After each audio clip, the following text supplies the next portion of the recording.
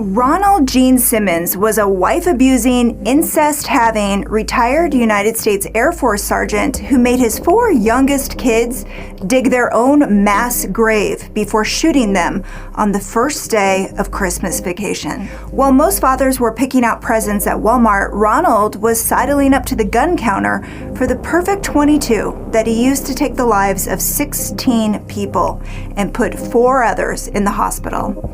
In his case, the jury was just sorry they couldn't kill him twice. 20 years later, 3 generations of the Anderson family were shot dead in Carnation, Washington by one of their own and her boyfriend. They'll be celebrating Christmas with prison commissary, top ramen, and Twinkies for the rest of their lives. And then there's the Martin family. In 1958, the entire family of 5 disappeared while they were out gathering greenery to decorate the house for Christmas. Their story is still one of Oregon's most baffling unsolved mysteries. Grab some eggnog, lock your door, and settle in.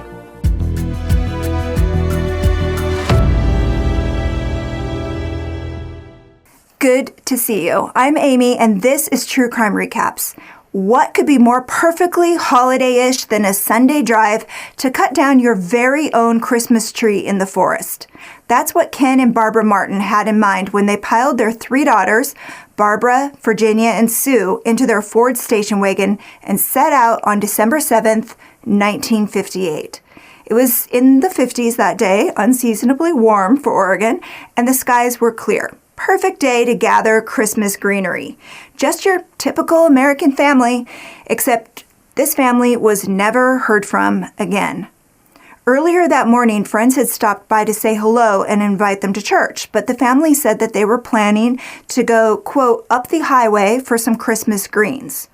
Neighbors saw them set out around 1 on that Sunday afternoon. It was sort of an unusual thing to do, but not that strange. The family was outdoorsy and very into Christmas.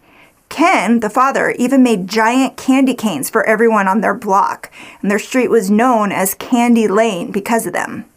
He even dressed up as Santa Claus and visited the neighbor kids on Christmas Eve. And the night before they vanished, he wore his Santa suit to a holiday party. It was still hanging on the back of a chair the next day. But playing Santa was second nature to him. At 5'10" and 200 pounds, he was like a big, popular, jovial guy, very jolly. He managed the repair department at an appliance store. When he didn't show up for work on Monday morning, it was obvious that something terrible had happened. So whether that was an accident or a homicide is still a mystery. Right from the beginning, it was obvious that it was going to be a tough case to crack. For one thing, whatever happened to them happened between jurisdictions, and I know you know that is never a good thing.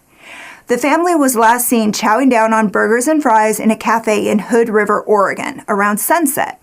And a signed credit card receipt showed that Ken bought 5 gallons of gas at a station in Cascade Locks, Oregon. It's right near Hood River. The family lived an hour away in Portland, which is in Multnomah County. So the first responders, so to speak, were Hood River sheriffs. They spotted tire tracks that matched the family's Ford. Well, they matched a Ford. Whether it was the family's or not, that's, debatable. They spotted those tracks in a parking lot on a bluff overlooking the Columbia River in Cascade Locks, which is a very scenic little town in the Columbia River Gorge area. So seeing the tracks made them jump to the idea that it must have been an accident. Ken must have been backing up and overshot it, plunging the car 300 feet over a cliff into the river. And it should not be that easy to reverse straight into a watery death. But apparently it is. Or it was. In the days and weeks that followed, they had divers, boats, helicopters, trail riders, mountain climbers, sonar equipment, and metal detectors searching high and low for them. But there was no sign, which is weird. So was it really an accident? Well, that's certainly the simplest theory, but does it make it true? Because one day after they disappeared, a car reported stolen from California was found in the area. 7 days after that, on December 15th, a police officer in Boise, Idaho, saw a red and white Ford station wagon with Oregon plates parked in a gravel pit off the Columbia River Highway. 2 men were asleep in it. He wrote down the license plate number. He didn't, rouse them or anything. It was just strange. So he wrote down the number, but he lost it. And later he thought it was the same as the Martin's car, but he couldn't be sure. And the car was never seen again. So was the family carjacked, killed for their car by some bad guys who ditched their California car for the Martin station wagon? Well, the detective from Portland was convinced that, yeah, it was murder. He thought the key to solving it lay with the station wagon. Unfortunately, it was never found. And then there was the timing of their trip. The Martins lived in Portland, as I've said, and Hood River, the last place they were seen, thereabouts, is about an hour away, but they didn't leave home until 1 in the afternoon. In early December, the sun starts to set at 4:22, and according to that detective's case files, Ken didn't like to drive at night. And paint chips found on a rock near the edge of the overlook also tracked back to the same make and model of the family station wagon. So maybe a parking lot accident isn't the worst theory in the world? They did find a woman's scarf and a child's white plastic cap about 100 feet down the face of the cliff, and a couple of trees had fallen over as if, they'd been hit by a car. But where was the car? There was no trace of the family's station wagon at the base of that lookout area or in the water. And remember, they went over it with metal detectors, sonar. There was nothing there. The rocks, this is an important point, the rocks at the bottom of that river area, they're very big, so it's not like something can easily flow through the river. Not something as big as a car. It could have moved, but it wouldn't have gotten far. Then, that stolen car I mentioned that was abandoned in the same area, they found a bloody gun in it. It was covered with dried blood, like someone had used it to beat someone or something to death. But get this. It was turned over to the Hood River investigators, but they never processed it for evidence because they didn't think a crime had been committed. But the Multnomah County investigator traced the gun back to the Meyer and Frank department store in Portland. Here's why that's weird. As it happened, the Martin family's oldest son, Donald, used to work at that store, and he'd been suspected of stealing that gun. Not a gun like it, that gun. And at the time the family vanished, Donald was 28 and living in New York. He was stationed there in the Navy, and apparently he didn't have a great relationship with his family. I mean, he didn't even make the trip to Oregon to help with the search or even attend their memorial service. Was that because he had just gotten back from there? But if so, how would he have known where to meet up with his family? Because, they'd done this kind of a spur-of-the-moment Christmas tree trip, unless they called him. But none of the neighbors said that they saw him that day, so it's not like he was asking around about them, so they would have had to have called him. But why would they call him and tell him what they were going to do, unless it was just a routine Sunday call? So weird. And yet, his connection to the bloody gun is just too coincidental to be believed. 5 months after they disappeared, a tugboat operator spotted 11-year-old Sue's body floating in the river a few miles upstream from Portland. Autopsy reports say she drowned. The next day, the body of her older sister, 13-year-old Virginia, was found in the river 20 miles upstream from the place where Sue was found. And after all that time in the water, they were badly decomposed, but they still had a story to tell. Virginia had a hole in her head. Was it a bullet hole, blunt force trauma, a result of a terrible accident? Who knows? That question was never answered. And their parents and older sister, 14-year-old Barbara, were never found. Neither was the family's car, to this day. Now, 2 months after 2 of his sister's bodies were found, Donald came back to Portland to settle the estate. In today's money, it would have been worth a little less than $300,000. I mean, obviously, people have killed for less, but, your whole family, less than $300,000? I don't know. While he was in town, he spoke to the detective and said he didn't know of anyone who would want to kill his family, but he didn't think it was an accident either. So would you say that if you had done it? Probably not. He died in 2003, and no charges were ever brought against him, of course, and no suspects were ever named. And to this day, this mystery has never been solved. So what do you think happened? Now, while you're mulling that over, let me tell you a Christmas story that does have a clear villain. His name is Ronald Gene Simmons, not to be confused with Gene Simmons, the singer from Kiss. As far as I know, Gene Simmons from Kiss has never killed anyone, except with his music. Yeah, It was stupid. I heard it. All right, enough with Kiss. Back to Ronald, who ironically probably wasn't kissed enough as a child, or he was kissed too much. Either way, he was the worst. The worst father, the worst husband, and the worst family killer in U.S. history. I'll be right back to tell you all about him right after this quick thank you to today's sponsor. The zombie apocalypse is here. Subscriptions you've signed up for and can't work up the will to cancel or that you've forgotten about? Yeah, either way, they just won't die. Take control and make your subscriptions submit with Truebill. Truebill is the new app that helps you identify and stop paying for subscriptions you don't need, want, or just, forgot about. On average, people save up to $720 a year with Truebill. As you know, companies make subscriptions hard to cancel, so Truebill makes it super simple. Just link your accounts and Truebill will cancel your unwanted subscriptions in one tap. And your Truebill concierge is there when you need them to cancel unwanted subscriptions, so you don't have to. Thanks to Truebill, Chris and I saved more than $75 last month because, like idiots, we signed up for the same subscription twice. You can probably relate. Truebill has over 2 million users and helped save them over 100 million. Like Becca L., who says, hands down, the best financial app I discovered. In my first week, I opened up $187 in unused recurring subscriptions. I'm obsessed. I never want to manage finances without Truebill again. Don't fall for subscription scams. Start canceling today at Truebill.com/true. Go right now. Truebill.com/true. It could save you thousands a year. Truebill.com/true. Now back to the show. Ronald Gene Simmons was the kind of guy who treated his daughter like his wife like his punching bag, and his 7 kids like prisoners. And then right around Christmas in 1987, he got even worse. Like a psychotic version of Santa Claus, Ronald had been keeping a list and checking it twice of everybody that he thought was naughty and not so nice. On December 18th, he called up the Sinclair Mini Mart in Russellville, Arkansas, and quit his job. After a year and a half of working behind the counter, he said he was sick and tired of the long hours and the low pay. Before the Mini Mart, he worked in accounts receivables at Woodline Motor Freight, but he got fired, or maybe was kind of like forced to quit, when he wouldn't stop coming on to the 24-year-old receptionist, Kathy Kendrick. And 8 years before that, he'd retired from the Air Force as a master sergeant with a medal for excellent marksmanship after 22 years in the military. So 10 days later, on Monday morning after the Christmas holidays were over, Ronald drove to Walmart and bought a .22.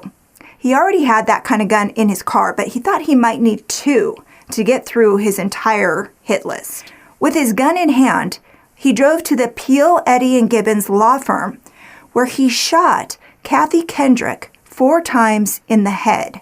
She was the receptionist that had turned him down, if you remember, and filed a sexual harassment complaint against him when they both worked at Woodline Motor Freight. From there, his next stop was the Taylor Oil Company. His old boss from the Mini Mart worked there. He shot at him, but he only managed to wound him. But when another employee, Jim Chafin, ran in to see what was going on, Ronald shot and killed him. His next stop was the Sinclair Mini Mart, where he shot and wounded a couple of coworkers he never liked, Roberta Woolery and David Sellier. His last stop was the Woodline Motor Freight Company. His former supervisor, Joyce Butts, was the last name on his hit list, and he shot her in the head and chest, but miraculously she survived. Then he took a worker hostage to negotiate his surrender. Her name, Vicki Jackson, was marched into an office at gunpoint and told to call the police and say these words on his behalf. "I've come to do what I wanted to do. It's all over now. I've gotten everybody who wanted to hurt me." When he surrendered to Russellville police, they asked him if they should call someone in his family. He didn't say a word, but his lower lip started to quiver. Considering that he'd just gone on a citywide killing spree, their minds jumped to a horrifying conclusion. What had this madman done to his family? It took 15 minutes to get to his place in Dover, Arkansas. He owned 13 acres of isolated land that he named Mockingbird Hill, which was a really pretty name for a very ugly homestead. In the middle of the property, the family lived in 2 old mobile homes that had been like Frankensteined together with spare parts, literally, that he'd found to form one bigger home. But the toilets, the phone, the heat, the air conditioning, nothing worked. So his wife and their 4 kids that were still living at home were forced to use an outhouse and, do what they could to stay cool in the summer and warm in the winter. To get up to the house, the police had to navigate past barbed wire, no trespassing signs, and a 10-foot cinder block wall. Then they had to climb through a window to get in, and when they were finally inside, they found out what kind of psycho Ronald really was. Presents under the Christmas tree were still wrapped and spattered with blood. Piled around the kitchen table were the bodies of his 26-year-old son, Ronnie Jr., Ronnie's 3-year-old daughter, Barbara.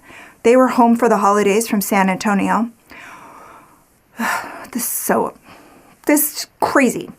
Ronald had shot his son and strangled his daughter when they walked in the door on December 22nd. He left them there and covered them with their coats. But on top of the kitchen table lay his 24-year-old daughter, Sheila. He'd shot and killed her when she came over on December 26th for an after-Christmas dinner with her husband, Dennis, and her 2 kids, Sylvia and Michael. Sheila had been ceremoniously covered with the family's one fancy tablecloth. She'd always been her father's favorite, but not in a good way.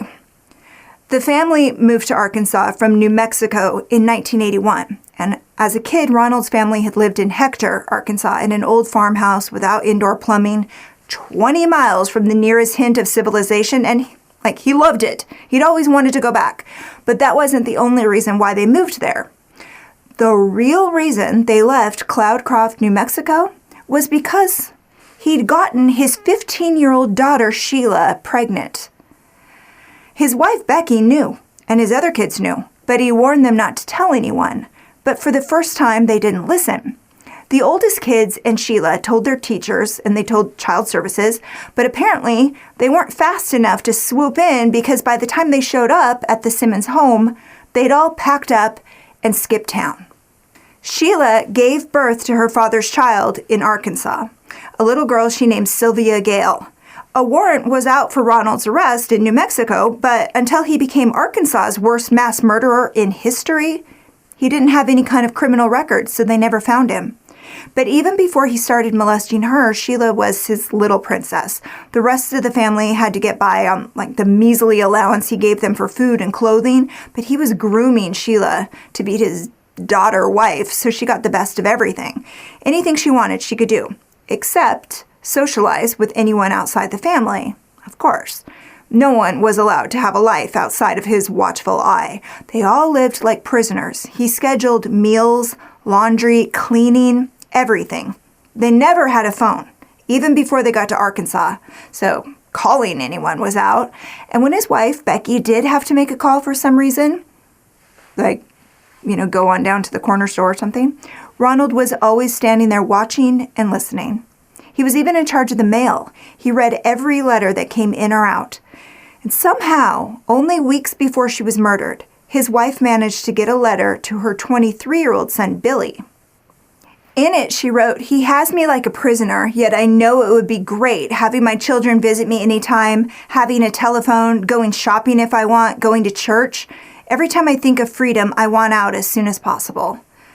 She was shot and killed on December 22nd. She was his wife for 27 years, and he'd been beating her senseless and holding her captive for 24 of those. He threw her body in the cesspit he'd been forcing his 4 youngest kids to dig in the weeks leading up to Christmas. He told them they were digging a hole for another outhouse, but in actuality, it was going to be their mass grave. Later that day, when his 17-year-old daughter, Loretta, his 14-year-old son, Eddie, his 11-year-old girl, Marianne, and 8-year-old Rebecca got home from school, he shot them as they walked in the door, and then he threw them in the cesspit with their mother. Sheila's husband, who of course her father never liked, Dennis McNulty, their baby son Michael, and Ronald's daughter/granddaughter, Sylvia, were all murdered on December 26, along with Sheila and the rest of the family who had come for dinner. That was Ronald's second oldest son, 23-year-old Billy, his 21-year-old wife, Renata, and their 20-month-old baby, William Jr., who everyone called Trey. They were all shot to death and either thrown in the cesspit or left on the floor of the house, all except the babies. They were strangled, drowned in the rain barrel out back, put into trash bags, and hidden in the trunks of 2 abandoned cars on the property. It was a Christmas massacre from hell. And by December 27th, when every last person in his family was dead, Ronald started his day like any other. He drove into the Sears in Russellville and picked up some Christmas presents he had on layaway.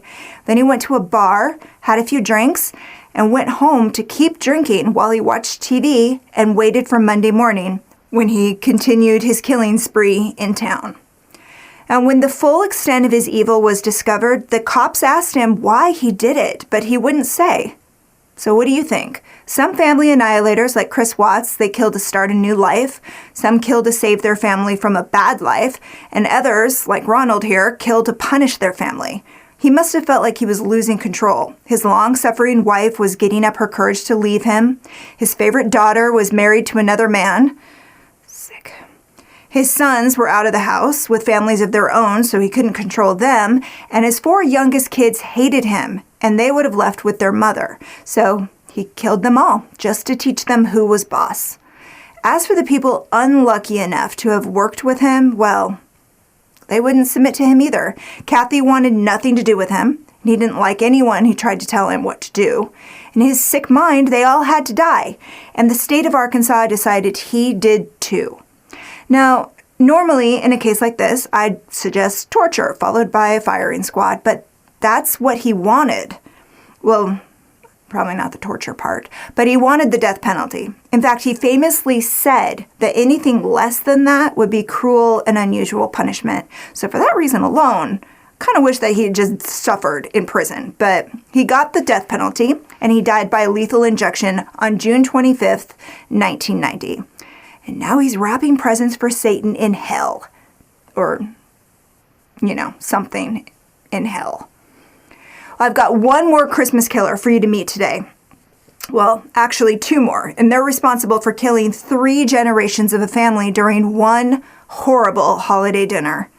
How are there so many garbage people in the world? How? Let's all think about that for a minute while we take a quick break to thank today's sponsor. There's no one-size-fits-all solution when it comes to hair care. A product that works wonders for curls might make straight hair limp and greasy. And during the winter, my hair gets so dry. It's painful to touch. And nothing I was using worked. But thanks to my personalized Prose routine, I can honestly say I've never been more in love with my hair. First, Prose starts by asking about you as a person with their in-depth consultation. Prose asks me really unexpected things like what I've been eating, how much water I drink, what my exercise routine is, and even what my zip code is so that they can gauge the level of water and air pollution in my area. Now next, Prose analyzed all my answers and determined what unique blend of ingredients should be in every product of my custom routine. Together, Prose got all my hair goals covered. Now that I've been using Prose shampoo and conditioner, my hair actually feels like real hair again. No more dry flyaways. And if you're not 100% positive Prose is the best hair care you've had, they'll take the products back. No questions asked. Prose is the healthy hair regimen with your name all over it. Literally. Take your free in-depth hair consultation and get 15% off your first order today. Go to prose.com/true. That's prose.com/true for your free in-depth hair consultation and 15% off. Now, back to the show. On Christmas Eve 2007, the Andersons were getting ready for a festive family dinner. It was Wayne and Judy Anderson, their son Scott, his wife Erica, and their kids, 5-year-old Olivia and 3-year-old Nathan. Wayne and Judy's daughter Michelle and her live-in boyfriend Joseph McEnroe were also there. Sort of. Michelle and Joseph lived rent-free in a trailer on Wayne and Judy's property in Carnation, Washington. So Carnation is the quintessential small town. It's only about 45 minutes outside of Seattle, but there is a world of difference between Carnation and the big city. It's an agricultural town surrounded by forest, rivers, mountains. Only about 2,000 people live there.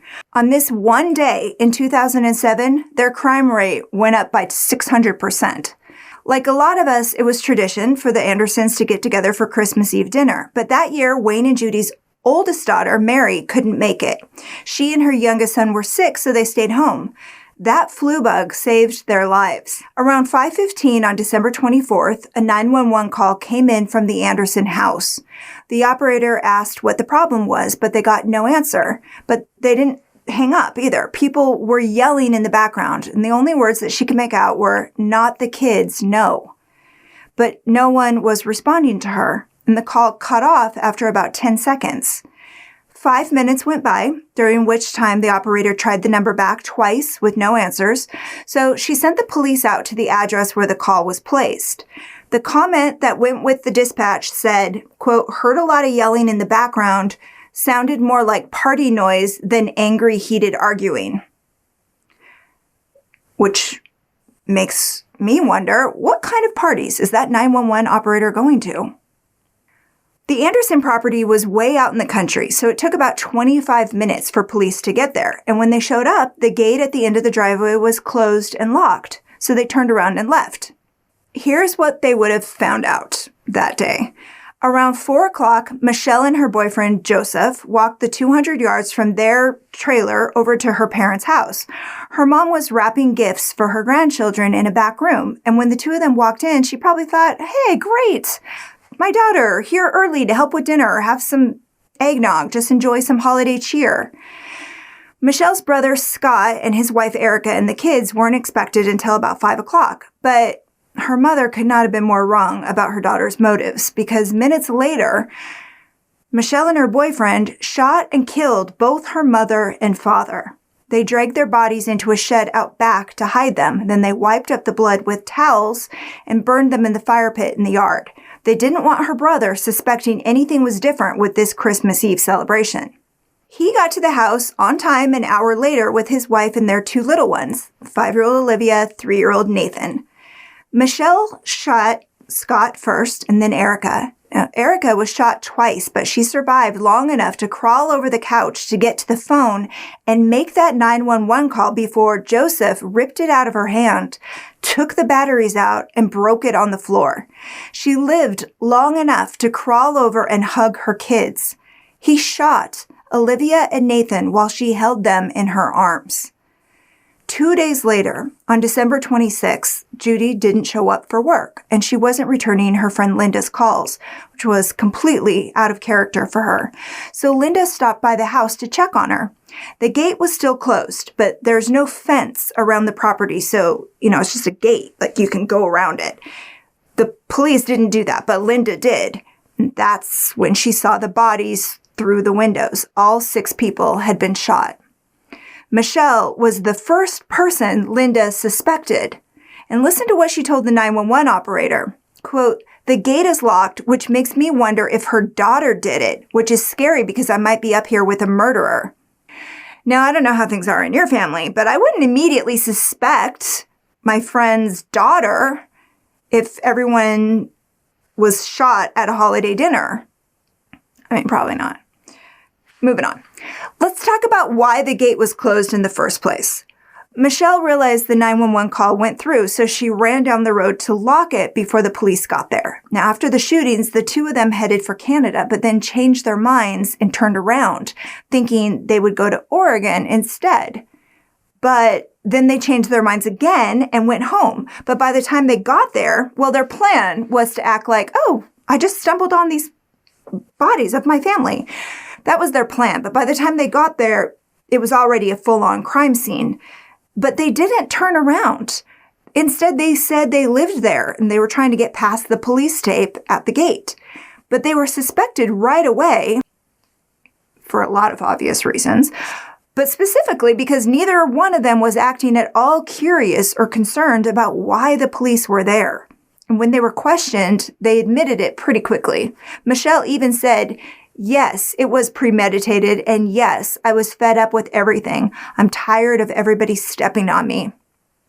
According to her, they'd been planning it for 2 weeks, which is just so mind-boggling. How do you plan to kill your whole family, including your little niece and nephew?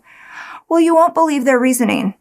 Because Wayne and Judy expected her, a 29-year-old woman, and her boyfriend, to pay them rent. They'd been living there for the last year. Scot-free, showed no signs of stepping up or striking out on their own. Talk about entitled. Michelle thought that they owed her money. They owed her the trailer. They owed her, everything that they were giving her. She never held down a job for long. At least Joseph once worked at Target. The two had met online 6 years before all this. He was living in Arizona and he moved up to Washington to move in with her, which meant now her parents are helping them both out. But their generosity was starting to wear a little thin. They thought more of a tough love approach might get Michelle to grow up a little, but it had the opposite effect. She had a tantrum, a deadly one. And it wasn't the first time her family saw Michelle fly into a rage. She didn't like people, according to her sister, especially not women, and especially not her brother's wife, Erica. Michelle always had to be the center of attention, and she's growing up and she's very close to Scott. But when he meets Erica in high school and later marries her, Michelle blames Erica for driving a wedge between them. That kind of thinking was typical of her. She thought the whole world was against her and she flew into a rage anytime she didn't get what she wanted. And in 2007, she decided not only did her parents owe her money and a house and everything else, but that her brother owed her money and her parents were siding with him against her. So in her mind, it was their fault that she had to kill them. I mean, they weren't rich people, but they were comfortable. Her father was an engineer with Boeing and her mother worked at the post office. And they killed the kids because they didn't want them to turn them in. And she thought that they would be traumatized after seeing them kill their parents. As for why the police didn't just go around the gate and check on the house that day, well, according to the Seattle Times interview with King County PD, officers make decisions to, go to the house and take additional actions on a case-by-case basis. Basically, if someone's screaming or if they see something, they go in, or they would have gone up to the house. But the house was at the end of a long dirt road and they couldn't see it from the gate. So even if something was happening, they wouldn't have been able to see it. So it doesn't really, but all right. They didn't hear anything either, of course, because by the time they got there, everything was quiet because the whole family had already been slaughtered. So to be fair, even if they had pursued it a little more, they wouldn't have been able to save anyone. But Michelle and Joseph would have been arrested right then and there instead of a few days later. So what happened to those two monsters? Well, the death penalty was discussed, but in the end, they got life in prison without parole. But get this, while she was waiting for trial, Michelle asked the court for a TV in her cell and extra yard time. So clearly, once a spoiled brat, always a spoiled brat. Or a spoiled killer, to be more accurate. And that is your recap. If you're going to be with family this holiday season, remember to hug them tight while also, being aware of your surroundings. And if you like getting all the crime in half the time, please subscribe, give this a like, and hit the bell so you never miss a story. And thank you again for spending your time with me today. Chris and I are here with new recaps every week. So until next time, take care.